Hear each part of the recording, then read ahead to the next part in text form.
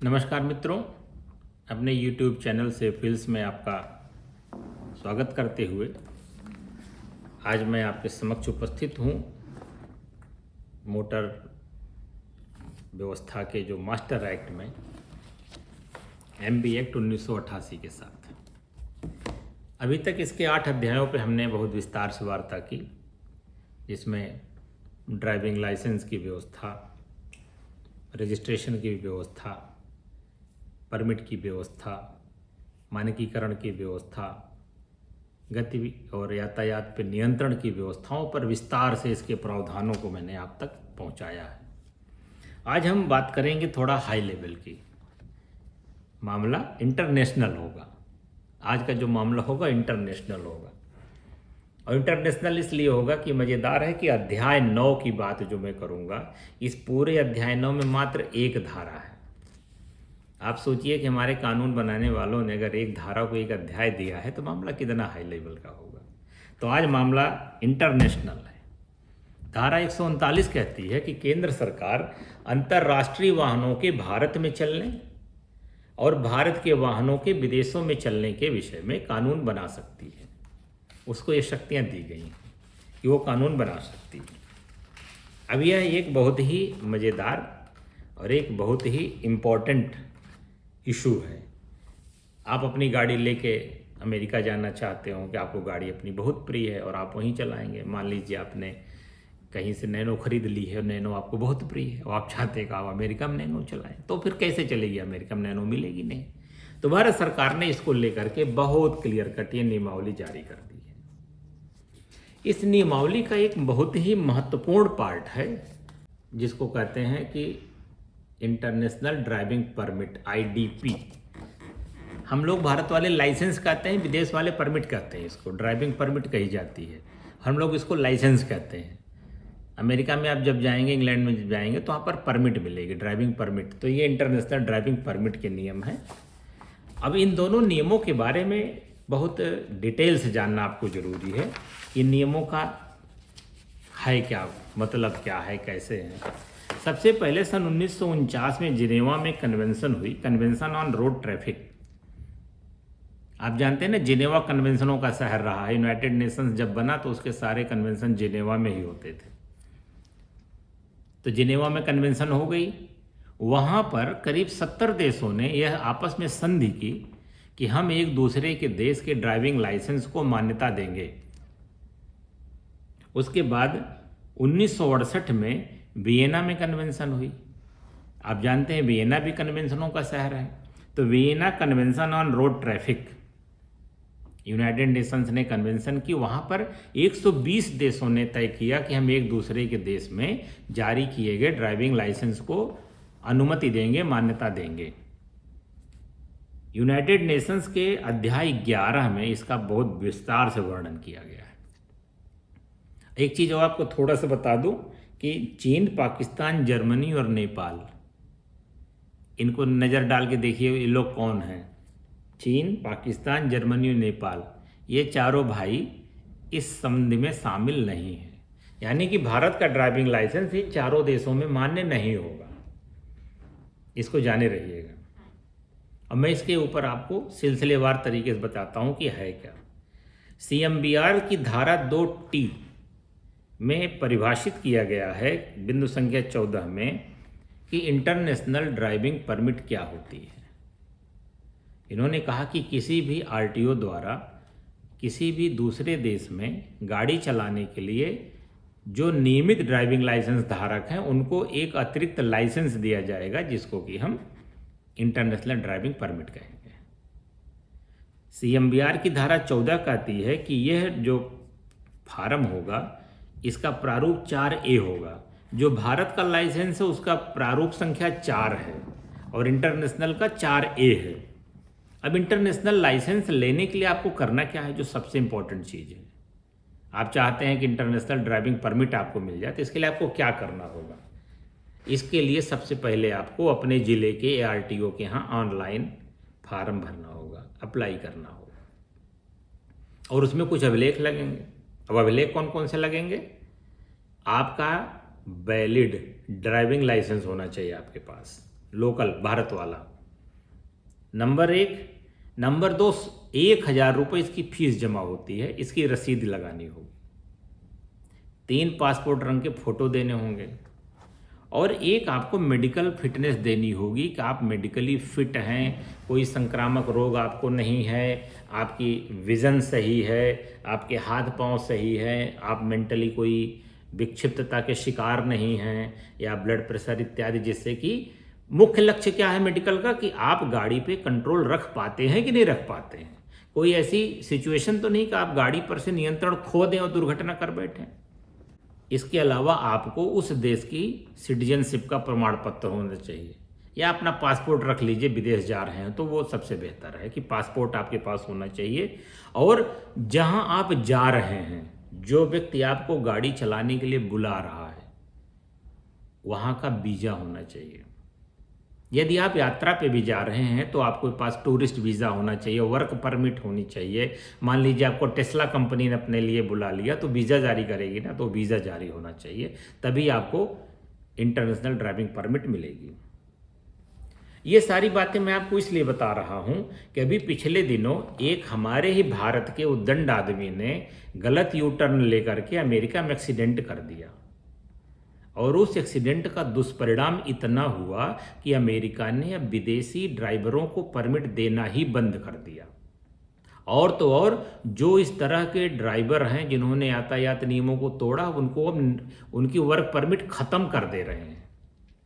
आपको गंभीरता का अंदाज लगाइए कि किसी एक ड्राइवर की लापरवाही और गलती की वजह से पूरे भारत के सभी ड्राइवरों की नौकरी खतरे में पड़ गई, और साथ ही साथ भविष्य में नौकरी पाने की संभावनाएं भी खत्म कर दी उस एक दुर्घटना ने। आप देखिए कितना महत्वपूर्ण है यातायात नियमों का पालन विदेशों में।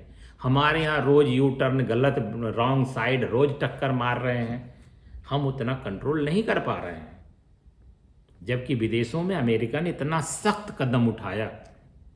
आपको जान के आश्चर्य होगा कि विदेशों में जो भारत या अन्य देशों से लोग ड्राइवर जाते हैं, 4-4, 5-5 लाख रुपया सैलरी पाते हैं ये लोग। इतनी तो हमारे यहाँ मोटर मालिक की बचत नहीं होती है।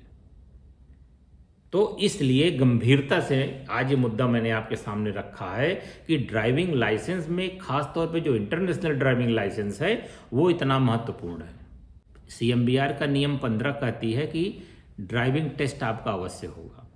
ड्राइविंग टेस्ट इसलिए होगा कि आपको ब्रीफ किया जाएगा कि आप जिस देश में जा रहे हैं वहाँ आपके कर्तव्य क्या होंगे, आप वहाँ के यातायात नियमों का पालन करेंगे। आप ये जानते हैं कि अमेरिका में लेफ्ट हैंड ड्राइविंग की गाड़ियाँ मिलती हैं, भारत में राइट हैंड ड्राइविंग की गाड़ियाँ हैं। तो आपको एक ड्राइविंग टेस्ट देना होगा कि आप उन गाड़ियों को चला पाते हैं कि नहीं चला पाते हैं। हमारे यहाँ छोटे छोटे ट्रक होते हैं, वहाँ पर बड़े बड़े कंटेनर्स होते हैं, वॉलमार्ट और बड़ी बड़ी कंपनियों के जो कार्गो चलते हैं, तो वहाँ पर ड्राइविंग एक अलग लेवल की होती है, तो उसका टेस्ट आपको CMBR 15 कहता देना होगा। CMBR का नियम 16(4) ये कहता है कि जो IDP है, इंटरनेशनल ड्राइविंग परमिट है, यह कैसे जारी होगा लाइसेंस। तो उन्होंने कहा कि एक किताब होगी, इस टाइप की एक किताब होगी। पहले क्या होता था कि हर राज्य अपने अलग अलग जारी करता था, तो ये विदेशों में जाने पे बड़ी दिक्कत होती है। तो भारत सरकार ने इसका मानकीकरण कर दिया कि अब ये एक स्लेटी रंग की एक किताब होगी, और इस किताब में अंग्रेजी भाषा के कर्सिव में या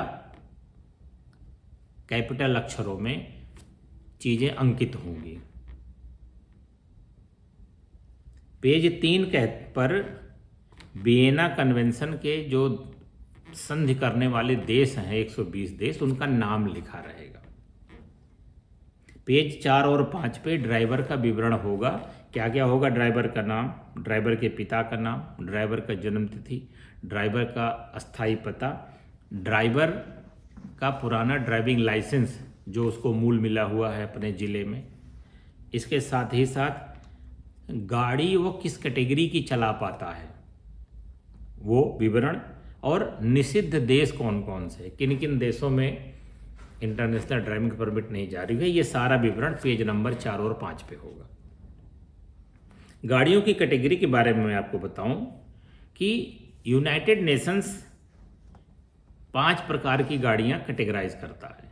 category A motorcycle, category B passenger गाड़ी, कैटेगरी सी मालगाड़ी, कैटेगरी डी यात्री वाहन जिसमें 8 सीट से ज़्यादा हैं यानी कि बड़ी गाड़ियाँ, और कैटेगरी ई जो बी सी डी तीनों कैटेगरी को मिला के।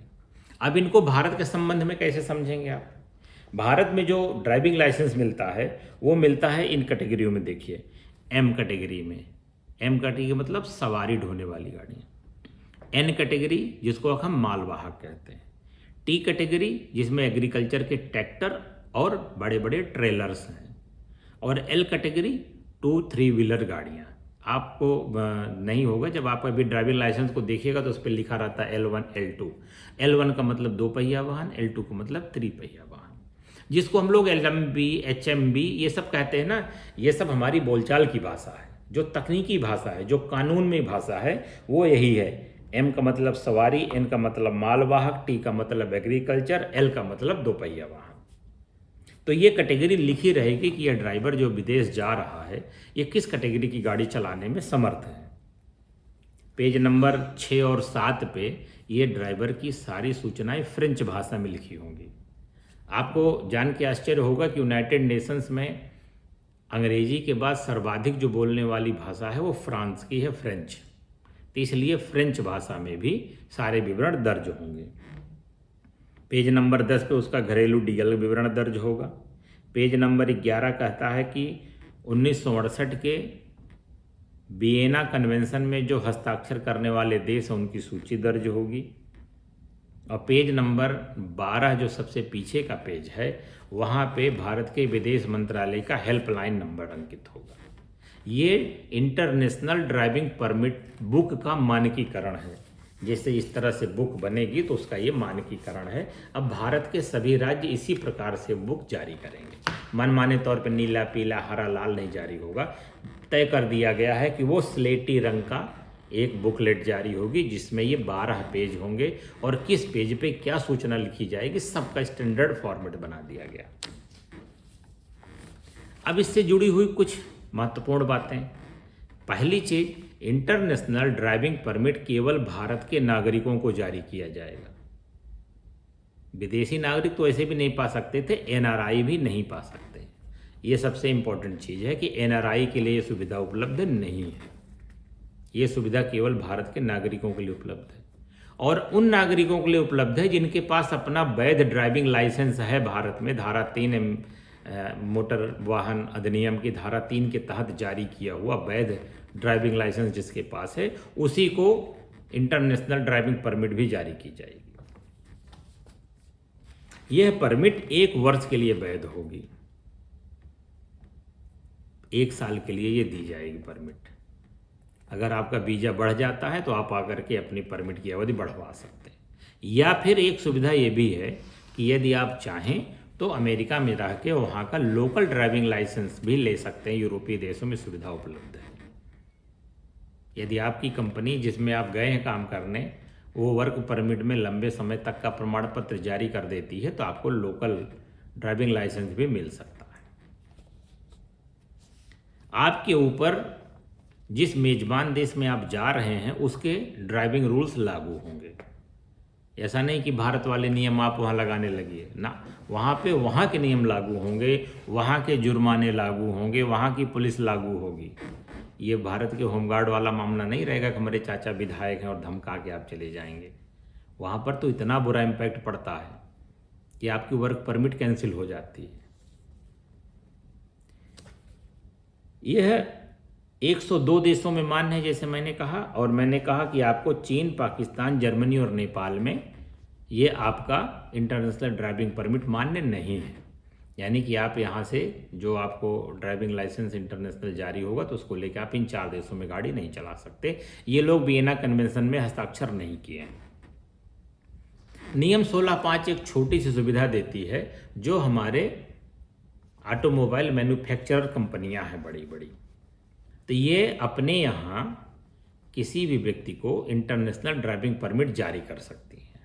क्योंकि इनकी जो इंजीनियर्स होते हैं वो बाहर विदेशों में जाते हैं टेस्टिंग ट्रैक पे गाड़ियाँ टेस्ट करने। तो टेस्टिंग ट्रैक में भारत वाला ही गाड़ी चलाता है, तो इसका ड्राइविंग लाइसेंस ये लोग जारी कर देंगे, ARTO में अथराइज कर देता है, वो लोग अपना जारी कर देते हैं। इस प्रकार से इंटरनेशनल ड्राइविंग लाइसेंस का ये पूरी व्यवस्था है जो भारत सरकार ने 2022 को जारी किए गए अपने इस मेमोरेंडम से नियंत्रित करती है। और ये MB एक्ट जो हमारा मास्टर एक्ट है उसके तहत हम इसको जारी करते हैं ड्राइविंग लाइसेंस को, ताकि हम इसका जो सारथी पोर्टल है उस पर हमारा सूचनाएं उपलब्ध रहें, और यदि विदेशों से किसी भी प्रकार की क्वेरी आए तो हम उसको पूरी करके उनको बता सकें। तो ये व्यवस्था हमारा इंटरनेशनल ड्राइविंग लाइसेंस के बारे में दिया गया है। अब हम बात करेंगे यदि विदेश की कोई गाड़ी भारत आती है तो अभी तक तो आदमी जा रहा था, तो उसके लिए तो हो गया कि इंटरनेशनल ड्राइविंग लाइसेंस ले जाए। यदि मान लीजिए जापान का कोई आदमी भारत आता है तो वो अपने यहाँ से इंटरनेशनल ड्राइविंग परमिट लेके भारत में आके 1 साल चला सकता है। म्यांमार से आना चाहे तो आ सकता है, श्रीलंका से आना चाहे तो आ सकता है। यानी कि विश्व के जो वियना कन्वेंशन के संधिकर्ता देश हैं वो उनका कोई भी व्यक्ति आके हमारे यहाँ चला सकता है, और हमारे यहाँ का कोई भी व्यक्ति इन देशों में जाके चला सकता है। ये इंटरनेशनल एग्रीमेंट है। अब ये है कि अगर गाड़ी आ रही है तो गाड़ी के बारे में क्या किया जाएगा। तो उसी कन्वेंशन में 1968 के वियना कन्वेंशन में जो संधियां हुई उसके तहत भारत सरकार ने 2 सितंबर 2022 को ये नियमावली जारी की।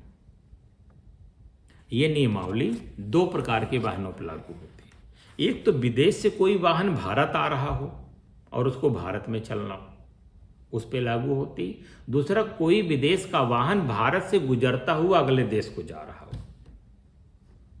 मान लीजिए कि नेपाल की गाड़ी बांग्लादेश जा रही हो तो रास्ते में भारत पड़ेगा, तो वहाँ पर ये नियम लागू होंगे। या नेपाल की कोई गाड़ी असम होते हुए म्यांमार जा रही हो, या विदेश की कोई गाड़ी अफगानिस्तान, पाकिस्तान, भारत होते हुए, बांग्लादेश होते हुए, अक्सर इस तरह के जो अंतर्राष्ट्रीय टूर लोग निकालते हैं तो उन पे लागू होती है। इसमें परिभाषा में एक्ट का मतलब दिया है मोटरयान अधिनियम, बीमा पॉलिसी का मतलब दिया है कि भारत सरकार द्वारा मान्यता प्राप्त अंतर्राष्ट्रीय बीमा एजेंसियों का बीमा, क्योंकि बिना बीमा के भारत में आप गाड़ी नहीं चला सकते। इस चीज़ को मैंने आपको बहुत स्पष्ट रूप से बताया है कि मिनिमम थर्ड पार्टी बीमा तो होना ही चाहिए। तो इंटरनेशनल बीमा कंपनियों को भी भारत सरकार ने मान्यता दे रखी है। उस गाड़ी को जो भारत में घुस रही है उसके पास थर्ड पार्टी बीमा होना चाहिए।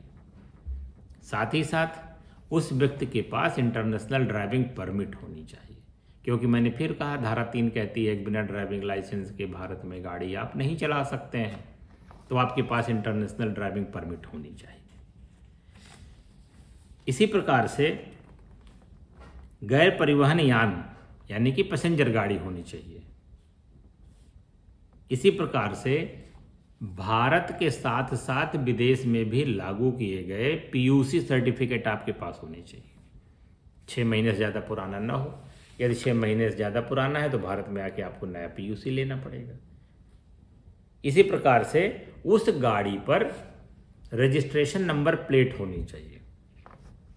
मैंने आपसे कहा था ना, रजिस्ट्रेशन नंबर प्लेट पे जो भारत का IND इंडिया लिखा जाता है, इसी प्रकार के यूनाइटेड नेशंस ने सभी देशों के कोड जारी किए हैं, तो उस कोड होना चाहिए। साथ ही साथ जो नंबर प्लेट हो वो वही मानक अंग्रेजी के अक्षर और मानक उसको अल्फा जो अरेबिक नंबर्स हैं जिसको हम इंडियन नंबर्स कहते हैं, इसी 2 का कम्बिनेशन होना चाहिए।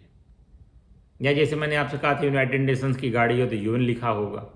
जैसे मैंने आपसे कहा था विदेशी उसकी डिप्लोमेट की गाड़ी है तो उस पर CD लिखा होगा। विदेशी किसी प्रकार के कॉन्सुलेट की गाड़ी तो उस पर CC लिखा होगा।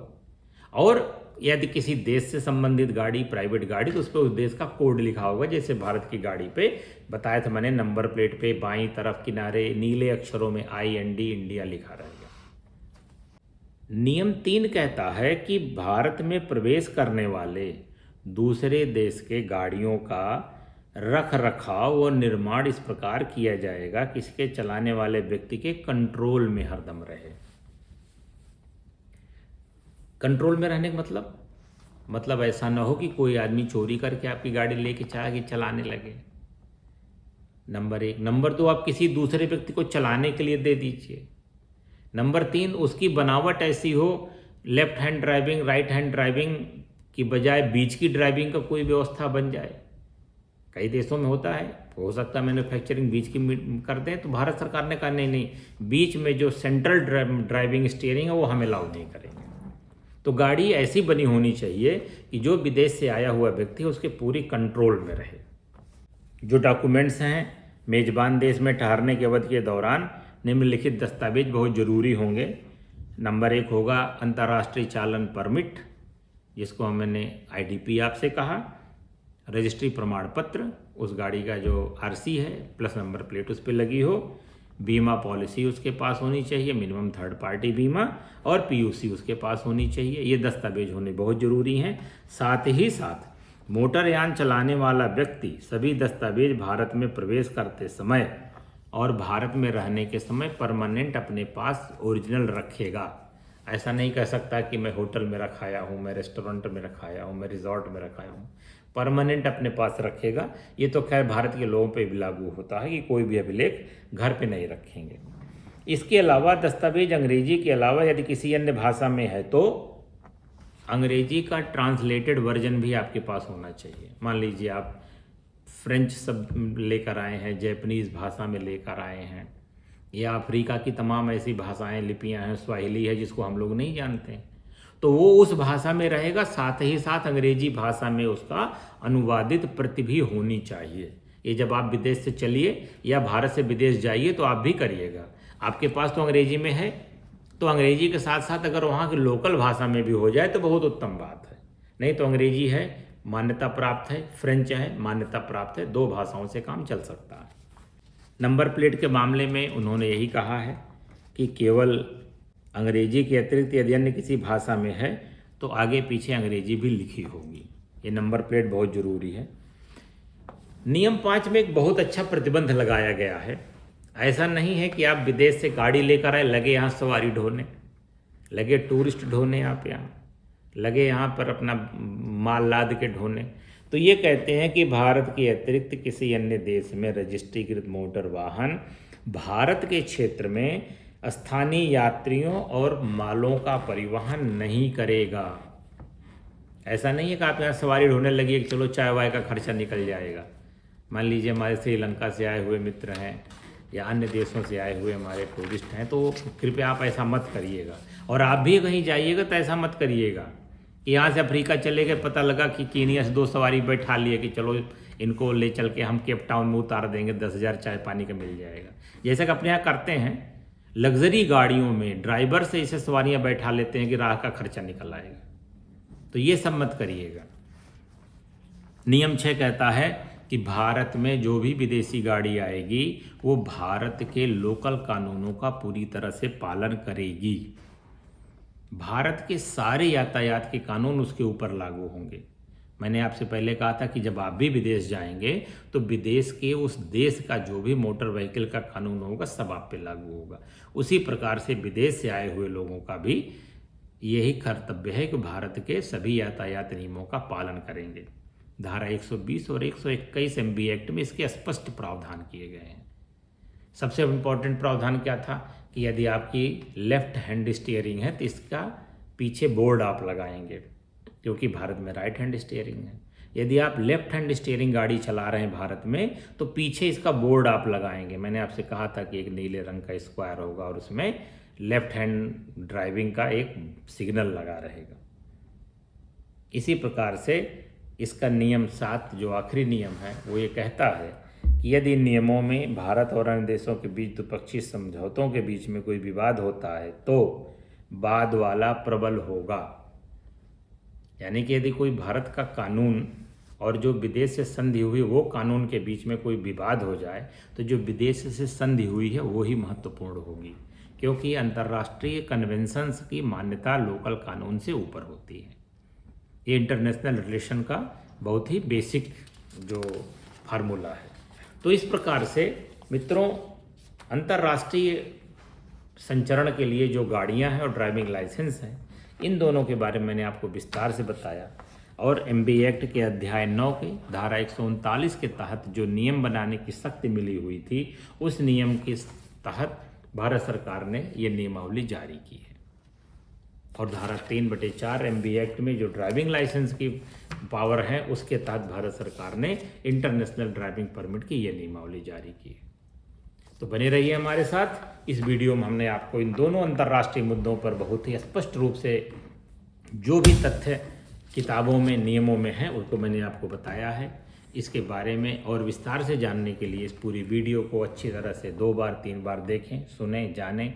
कमेंट सेक्शन में जाकर अपनी क्वेरीज को मुझे बताएं और मैं कानून के दायरे में जो भी व्यवस्थाएं होंगी आप तक मैं पहुंचाता रहूँगा। बहुत बहुत धन्यवाद और बने रहिए हमारे साथ, हमारे सेफ व्हील्स चैनल के साथ। सड़क सुरक्षा जीवन रक्षा के हमारे इस अभियान को पूरा करने में हमारी मदद करने के लिए बहुत बहुत धन्यवाद।